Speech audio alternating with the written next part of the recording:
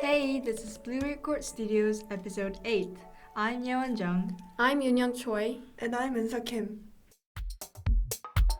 So Insa, 2 weeks ago you told us that you started vegetarian. How's that going along? Great. I'm still eating small meat scraps because I can't pick up every single piece of them in something what my mom cooks. But I'm trying. I have a question before we begin. I heard people saying that they're vegan or vegetarian, but I'm confused. Are they exactly the same thing?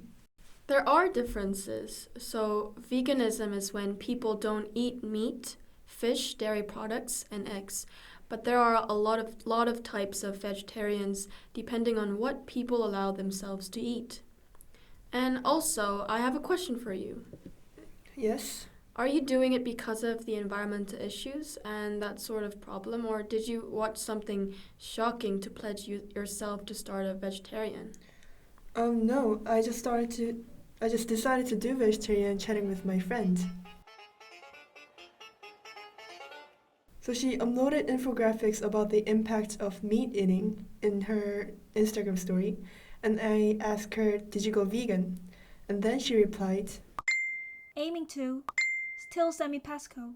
she's talking pesco vegetarian. Those are vegetarians eating dairy products, fishes, eggs, and other foods, but not meat. Let's do it together. So I replied okay and thought that I should do some research on it. I know that there are some severe environmental harms those cows and pigs induce, but I did not know how severe. And I started by watching the news and some Netflix documentaries.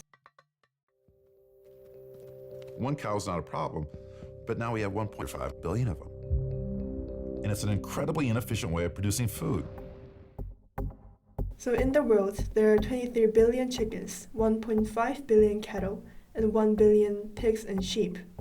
All of these livestock contribute to a huge amount of environmental degradation, including biodiversity loss, land and water degradation, coral reef degeneration, and deforestation. But today I'll focus on cows. So first of all, cows are ruminants, which means that they bring up food from their stomach and chew it again to better digest them. And this process produces methane, which is one of the key factors that cause global warming. A cow can basically fill up a 55-gallon garbage bag full of methane every day. When cows burp, these gas... Yes, it's disgusting.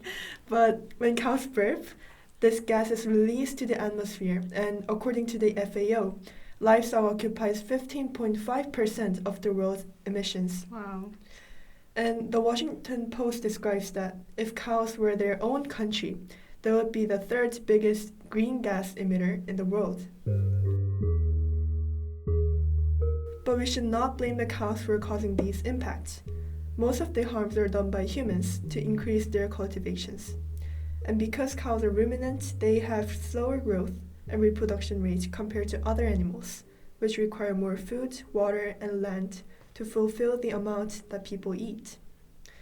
And comparing beef to other food sources in terms of the amount of protein, about twice as much land is needed than chicken and pork do, and 20 times as much as beans. Also, land to feed all the livestock occupies 83% of the available farmland, which is equivalent to 26% of the Earth's total land area. And these lands for livestock are not created naturally. Carbon sinks like forests, wetlands, and savannas, which absorb more carbon than they release, are chopped down, turning into a carbon source. And the study in 2018 found that 50,000 square kilometers of forest, which is more than 27 of Jeju Island, are cut down every year for the purpose of industrial agriculture. And lastly, these animals also take up 26% of global freshwater consumption. These impacts are one of the key driving factors of global climate crisis. Sea levels will rise, causing flooding in low-lying areas. Storm activity will increase, and up to 40% of wildlife species will become extinct. Nevertheless, increasing consumptions are projected to be continued.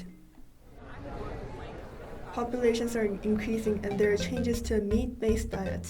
By 2050, the world population will be 10 billion. Humans will need to produce more food to feed themselves, but scientists anticipate that by then, more of humanity's annual carbon budget, the amount we can emit without exceeding warming targets, would be used up. So, by not eating meat, we could reduce the negative impacts? That is the best solution. If one person exchanges a regular car for a hybrid, they will reduce carbon dioxide emissions by 1 ton per year.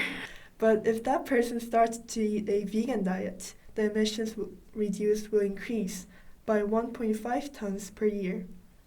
Also, a meat-eating diet requires 4,000 gallons of water per day, while a vegan diet only requires 300. There are also benefits people have by taking a vegan diet. Contemporary people have more chances of excessive calorie intake than before, which have increased patients with cardiovascular diseases and diabetes. Veganism is a simple and efficient cure for these diseases. I want to say something here. Yes? So you talked about how veganism can be a solution, and it would be awesome if everyone in the world could suddenly not eat meat. But for some, I feel like it may be impossible. Is there an alternative somehow? There's something called cultured meat and plant-based meat, which both do not require the cultivation of livestock. And cultured meat is lab-grown meat, where cells extracted from the animal's muscle are grown under a certain condition. But it is not yet commercially available for its high cost. For now, the most promising field to replace animal-based meat is plant-based meat. It reduces 75% of water use, 87% of greenhouse gases, and 95% of land use. Wow, that's a lot. Yes, it is.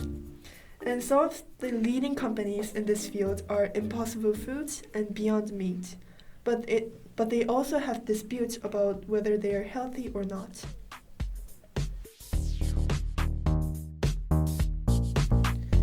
So far in this episode, we looked at how meat is increasingly becoming the main source of global warming and environmental degradation.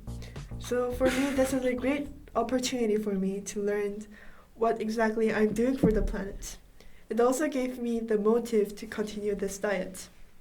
So do you have any opinions you want to talk about before we end this? In grade 10, I watched this film called Okja led by director Bong. The impression it gave me was quite shocking to know about humans' position inside the food cycle and their craving for meat. I want to do a vegan diet, but at the same time it seems like a questionable idea. But after you have related this diet into a human beneficial explanation, it gave me more reasons that I should really consider this idea. So I have an opinion about some vegans. So I once read an article about vegans having possibilities to create negative impacts because you know how avocado is becoming a very super food for all those celebrities and you know Yes. those hot celebrities to start eating. But Mhm. then even growing the avocado plants can create a very strong emission, carbon emission. Yes. Yeah. Well, actually, I was thinking of doing that as my next episode. So, Oh, yeah. Interesting. yeah.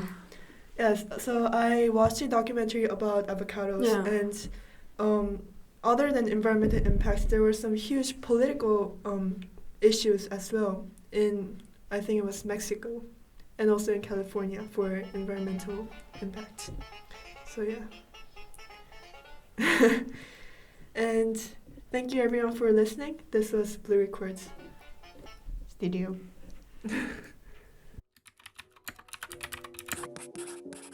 Blue Record will be back soon. With another interesting And worthy topic.